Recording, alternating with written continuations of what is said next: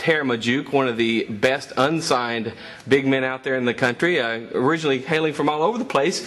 Ater, welcome to the show. Tell us a little bit about yourself, your background, where you came from, and how you ended up here. I'm originally from Sudan, and when I was young, we moved to Egypt, lived there for 7 years, and then after 7 years, we moved to Australia when I was 13. Right. Yeah. So that's where it all ended up, right? Yeah. How long do you think you've been on the radar here in the U.S.? I mean, you came over a little bit this summer with Ed and is it Edward? Yeah, Edward. Yeah, Edward. And you came over some this summer with Edward and played a little bit at the big time, a few other tournaments. What was that experience like for you? It all started like 4 years ago when he came to my house because my cousin was playing for his team. Right. So, and I was just tall, soccer player, volleyball player. So, and he came and he told me, come down for a practice session.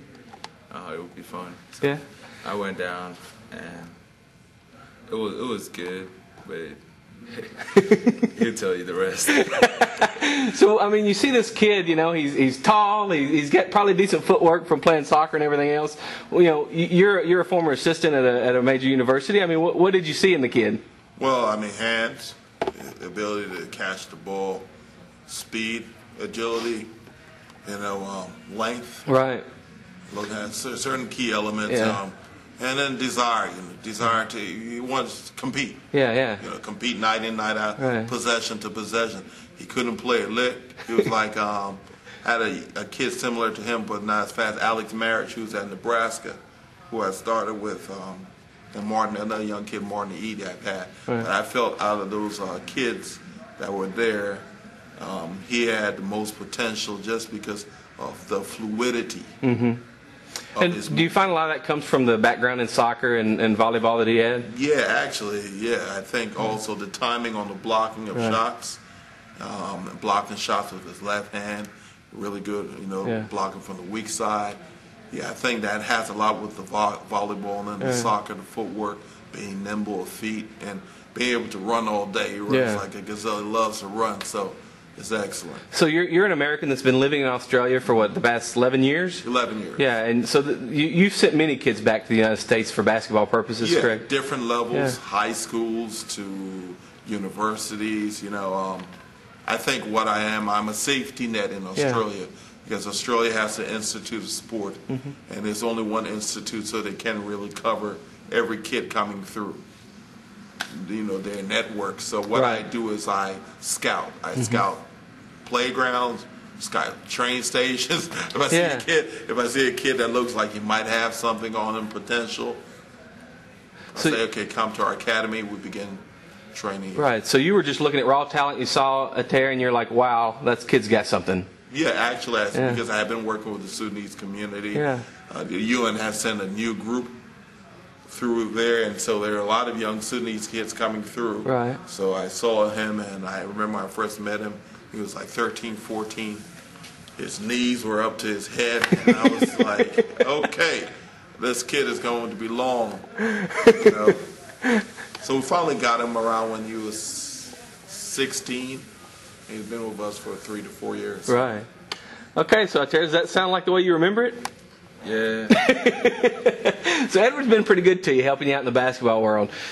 Playing in Australia, obviously, that type of play is similar to the United States. When you came over this summer and had a chance to go up against some of the top U.S. born and bred players, what was that experience like? It was good. It was a good experience. Did you find it to be any different than playing in Australia, or was it about the same? It was a lot different. Speed of the game. Yeah. It was faster. Right. It's much more physical. Yeah. People were a lot more skilled. Yeah. So when you look at smack talk. Yeah, there's a bunch of them. When you look at your game, and obviously pretty much all the anybody looking for a big man right now, Ater's at the top of the list. What is it you think that you're going to bring to the school that you choose? I bring strengths of your game. Shot blocking obviously has to be one of them, I would say. Yeah, well, my strength is I'm a very versatile player. Yeah. I can play anywhere on the court. Yeah. I can run the point. Yeah. To the 5. I can shoot the 3. I can shoot the mid-range. I can bang down low. I can play defense. I can do anything basically on the court. So. Yeah, Coach Edward, if you were to pick a style of play for Ater, what would you choose for him? What do you think is going to be something he fits into best? I think person who really use their four well as a offensive step out kind of a guy who gets a chance to step out and make plays because very good passer. Right. You might have seen. Yeah, you saw that in that game, man. I mean, a lot of the kids are not used for. I tell them to move on the court because he's going to find you. Yeah. He likes to pass the ball. Right. So a very good passer at that can knock down shots.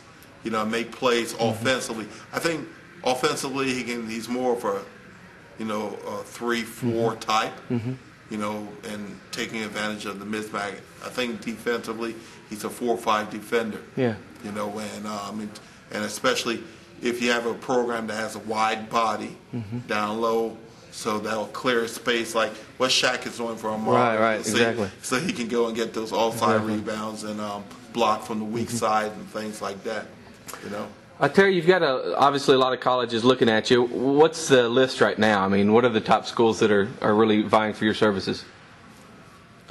The list was really long. Yeah. And I finally decided to cut it down to 7. Okay. So, what are those? Everybody wants to know. Well, the top 7 is UCLA, Baylor, Connecticut, Kentucky, West Virginia. So, and this 2 others to be named later. Yeah. got a couple spots to come in. Yeah, that's a pretty good list. I mean, you look at that list, and any one of those schools. Kansas. Oh gosh.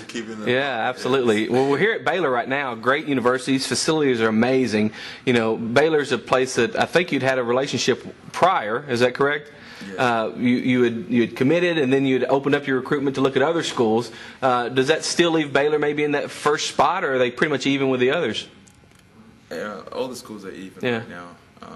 Nobody's at the top, nobody at the bottom. So right. Yeah. I mean, Baylor's a good school. Yeah. But I kind of had. It was the first school that I visited, and it was kind of I had to make sure because it was a very tough decision for me. Hey, this is the hardest decision any young student athlete's ever going to make, so I can understand that. Baylor's a great program. They had a big win last night. Were you at the game? Yeah. That's got to be something great, huh? It was a good win. One of the things when watching you play that I noticed that you don't see a lot from a lot of the big kids, especially that come from the African type of play, is the communication. I mean, you were talking to your teammates, you're rallying them up. When you're on the bench, you're cheering them on. Is that something that's unique to your personality, or is that something that Edwards kind of coached into you? I mean, I always like to talk. Yeah. It started when I first came to the U.S. about 4 years ago.